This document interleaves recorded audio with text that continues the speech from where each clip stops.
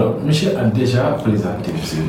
Je m'appelle Momodou Silei Anne, je suis le directeur du partenariat et des projets à Dakar Dem Dikk. Alors, monsieur Anne, dernièrement, un de vos bus a été incendié. Alors, qu'en est-il véritablement? Qu'est-ce qui s'est passé? Déjà commencé par regretter le geste parce que c'est quand même malheureux qu'on en vienne à ça. Et puis pour l'instant on ne connaît pas les mobiles parce qu'une plainte a été déposée contre X. On fait confiance aux forces de sécurité pour élucider. Parce que tout qu'on fait, c'est dans la nuit du lundi au mardi qu'on nous a appelé pour nous signaler qu'un véhicule qui était stationné à notre agence de Ourossogui, donc c'est un véhicule qui fait l'axe nord, donc l'axe nord qui a pris feu.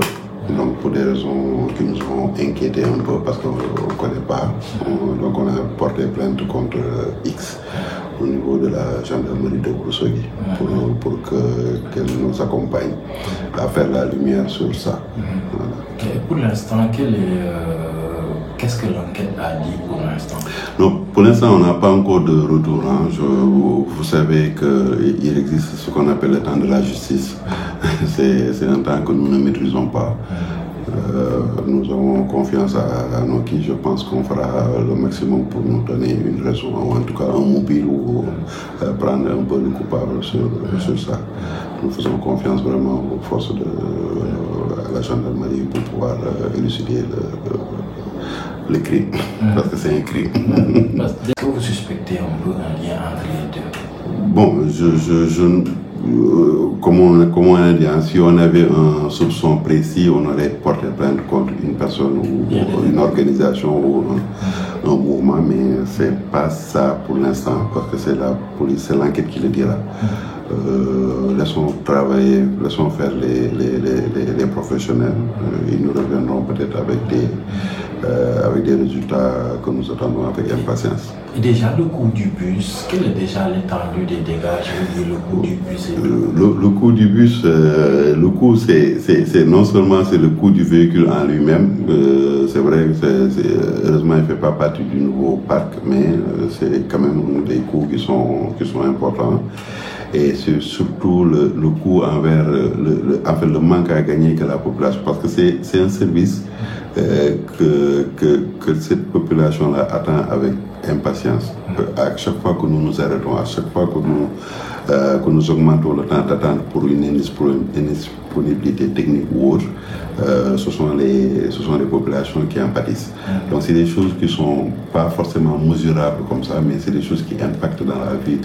C'est ce même bus que les gens utilisaient pour aller dans les activités économiques, ce sont les mêmes bus que les gens utilisaient pour aller voir leurs parents de part et d'autre. Surtout que si vous connaissez cette zone, vous savez qu'entre la région, entre Podor et Ourossogui, c'est vraiment un peu une zone qui n'est pas bien desservie par les systèmes de transport. Donc nous, on a mis en place des choses qui sont là-bas. Et à force d'avoir ce genre de pertes-là, ça risque de pénaliser la population. Parce que c'est un service sur lequel compte vraiment énormément ces gens-là, parce qu'on a vu l'accueil qu'il y avait là-bas.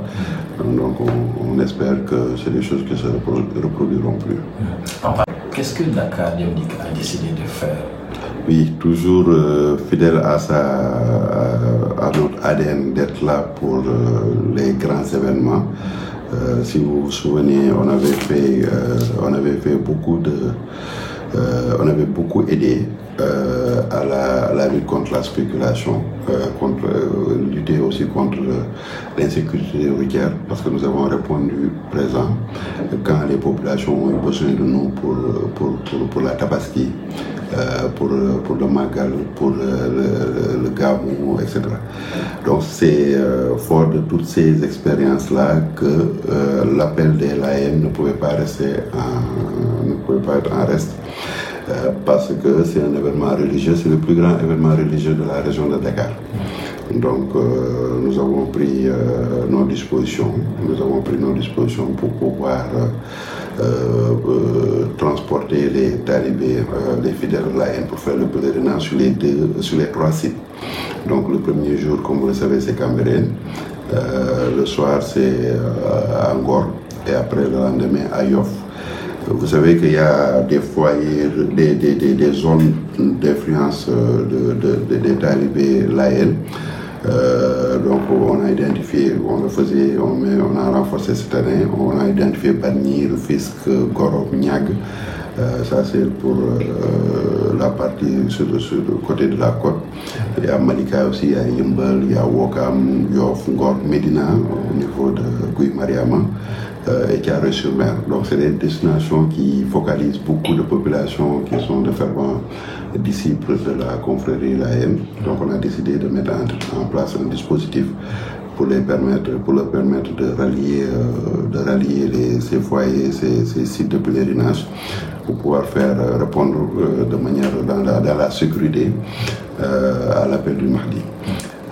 Nous ne sommes pas arrêtés à ça. Vous savez que Yoff est au cœur de notre réseau urbain et de banlieue. Nous avons pris sur nous durant les 3 jours, même pendant la préparation. Mais là, on a commencé un peu à monter en puissance. Toutes les lignes qui desservent ces zones-là, parce qu'il y a une forte activité. Là, il y a les préparatifs et autres. Donc, on a pris sur nous de renforcer ces lignes-là, de les doter plus que d'habitude en termes de véhicules. Il s'agit de la ligne 6, 8, 217, 218, 227 et 232. Donc c'est une bonne partie quand même de notre réseau de bus et qui seront toutes renforcées pour permettre déjà les préparatifs et pendant les 2 jours de l'événement de pouvoir rallier ces foyers religieux en toute sécurité. Merci beaucoup. C'est moi qui vous remercie.